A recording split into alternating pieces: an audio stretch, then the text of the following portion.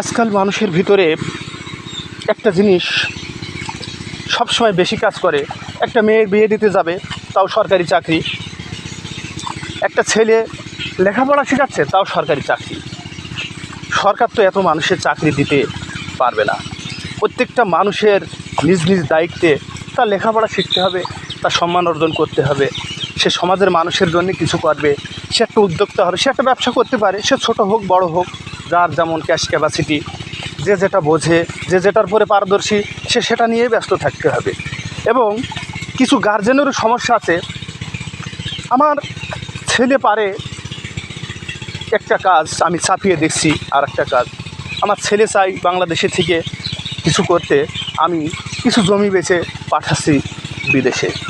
No, এটা দরকার নেই। মানুষকে স্বাধীনতা দিতে হবে, তার ব্যক্তিগত সময়ের ওপরে মূল্য দিতে হবে। সে কিছু করতে চাচ্ছে, সে কিছু বুঝতে চাচ্ছে, তার ভালো কিছু দিক নিজেকে পরিচর্যা করাতে হবে। এটা একটা গার্জেনের কাজ।